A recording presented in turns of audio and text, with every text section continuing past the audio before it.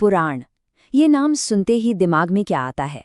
क्या ये सिर्फ पुरानी कहानियां हैं, मिथक हैं, या फिर इनमें कुछ और भी छिपा है? आज हम इसी सवाल का जवाब ढूंढने की कोशिश करेंगे। भारतीय साहित्य का ये जो विशाल खजाना है, इसके असली रूप को समझने की कोशिश करेंगे। अक्सर लोग सोचते हैं कि पुराण बस पुरानी लोक कथाएं हैं, लेकिन क्या ऐसा हो सकता है कि इनकी गहराई कहीं ज्यादा हो? चलिए आज इसी गुत्थी को सुलझाने की कोशिश करते हैं। तो आज हम क्या क्या देखने वाले हैं? सबसे पहले तो बात करेंगे पुराणों के विशाल आकार की, फिर देखेंगे कि इनकी बनावट कैसी है, मतलब एक खास स्ट्रक्चर है इनका। इसके बाद हम उस टकराव की बात करेंगे जो इनके समय की धारणा और इतिहास की पश्चिमी समझ के बीच हुआ, और आखिर में हम डिकोड करेंगे इनकी प्रतीकात्मक भाषा को, जो कि सबसे दिलचस्प हिस्सा है। तो सबसे पहली बात, पुराणों को जो चीज बाकी सबसे अलग करती है वो है इनका स्केल, इनका आकार। यकीन मानिए ये बहुत विशाल हैं। कितने विशाल? तो देखिए, जो 18 मुख्य पुराण हैं उनमें कुल मिलाकर करीब करीब 5 लाख श्लोक हैं। अब इस 5 लाख के आंकड़े को जरा पर्सपेक्टिव में रखते हैं। बाइबल या कुरान जैसे दूसरे बड़े धार्मिक ग्रंथों से इसकी तुलना करें तो ये संख्या बहुत बहुत ज्यादा है। इससे पता चलता है कि ये परंपरा कितनी बड़ी थी। और हाँ, इतना बड़ा कलेक्शन देखकर एक सवाल तो मन में आता ही है कि आखिर इसे लिखा किसने? और यहीं पर एक दिलचस्प बहस शुरू होती है। पारंपरिक तौर पर तो माना जाता है कि इसे एक ही ऋषि व्यास ने लिखा, लेकिन कई आधुनिक विद्वान मानते हैं कि व्यास शायद एक व्यक्ति का नाम नहीं बल्कि एक उपाधि थी, एक टाइटल जो कई पीढ़ियों तक अलग अलग ऋषियों को मिलता रहा। अगर ऐसा है तो पुराण किसी एक व्यक्ति की नहीं बल्कि एक सामूहिक और समय के साथ विकसित हुई रचना है। अच्छा, अब इनके स्ट्रक्चर पर आते हैं, क्योंकि ये बस यूं ही लिखी गई कहानियां नहीं है। नहीं, इनका एक खास फॉर्मूला है, एक ढांचा है। किसी भी ग्रंथ को पुराण का दर्जा तभी मिलता है जब उसमें ये 5 खास बातें हों, जिन्हें पंच लक्षण कहते हैं। क्या है ये? देखिए, सबसे पहले सर्ग यानी ब्रह्मांड कैसे बना, फिर प्रतिसर्ग मतलब दुनिया का बार बार बनना और बिगड़ना। इसके बाद आता है वंश, जिसमें देवताओं और ऋषियों की वंशावली है। फिर मनवंतर, जो समय के बड़े बड़े चक्रों के बारे में बताता है। और आखिर में वंशानुचरितम, जिसमें सूर्य और चंद्र राजवंशों का इतिहास है। तो ये जो पूरा ढांचा है, ये दिखाता है कि ये सिर्फ कहानियों का कलेक्शन नहीं है, बल्कि एक बहुत ही परिकल्पित, एक स्ट्रक्चर्ड रचना है। अब पुराणों का यूनिवर्स को देखने का ये जो स्ट्रक्चर्ड तरीका था, और खास तौर पर जो इनकी समय की धारणा थी, उसने एक बहुत बड़ा इंटेलेक्चुअल क्लैश पैदा किया। हुआ ये कि जब 19वीं सदी में पश्चिमी विद्वानों ने पहली बार पुराणों में दिए गए टाइमलाइन को पढ़ा, तो इतिहास को लेकर उनका जो नजरिया था वो पूरी तरह से हिल गया।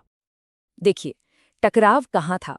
एक तरफ पुराण थे जो लाखों करोड़ों साल के चक्रों यानी युगों की बात कर रहे थे, और दूसरी तरफ थी 19वीं सदी की पश्चिमी सोच, जिसके हिसाब से इतिहास बस कुछ ही हजार साल पुराना था। अब ये दोनों बातें एक साथ कैसे सच हो सकती थी? तो नतीजा क्या हुआ?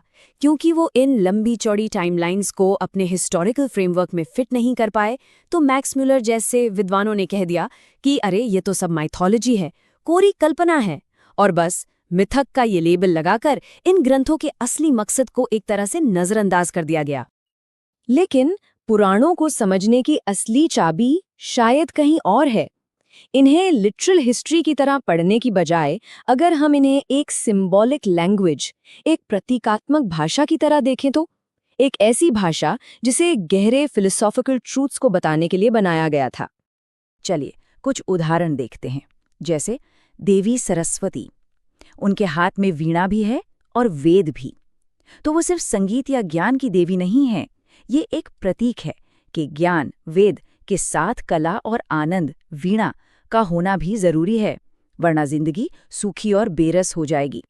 एक और उदाहरण देखिए, विष्णु भगवान जो लक्ष्मी, धन और भूदेवी पृथ्वी के बीच खड़े हैं। इसका क्या मतलब है? इसका मतलब है कि धन और धरती किसी एक इंसान की जागीर नहीं है, ये तो कॉस्मिक फोर्सेस हैं जिनकी रक्षा ईश्वर करते हैं। इन्हें जमा करना, होर्ड करना एक तरह का पाप है। या फिर दुर्गा माँ को ही ले लीजिए, शेर पर सवार, हाथों में हथियार। उन्हें अक्सर एक ब्लड थर्स्टी गॉडेस तक कह दिया गया, लेकिन उनका प्रतीक क्या है? वो देश की रक्षा शक्ति यानी डिफेंस पावर की प्रतीक है। ये शेर और हथियार आक्रामक होने के लिए नहीं है, बल्कि जब कोई हमला करे तो खुद को बचाने के लिए हैं। और ये कितना गहरा है कि एक ही देवता के दो रूप हो सकते हैं। जो नेक इंसान है उसके लिए वही देवता धर्मराज बनकर बैल पर आते हैं, जो धर्म का प्रतीक है, और जो पापी है उसके लिए वही देवता यमराज बनकर भैंसे पर आते हैं, जो दंड का प्रतीक है। देखिए, देवता एक, लेकिन देखने वाले के कर्मों के हिसाब से रूप अलग अलग। और अंत में नृत्य करते हुए शिव, नटराज, ये सिर्फ एक सुंदर मूर्ति नहीं है, उनका एक पैर उठा हुआ है, एक जमा हुआ है। ये क्या दिखाता है? कि कल्चर स्थिर नहीं है, वो हमेशा आगे बढ़ता रहता है, इवॉल्व होता है। और एक हाथ में जो आग है वो प्रतीक है अपनी बुरी इच्छाओं को जलाने का, ताकि आध्यात्मिक रूप से ऊपर उठा जा सके, कल्याण हो सके। तो इन सब उदाहरणों से हम क्या समझ सकते हैं कि पुराण न तो पूरी तरह से लिटरल हिस्ट्री है और ना ही कोरी कल्पना।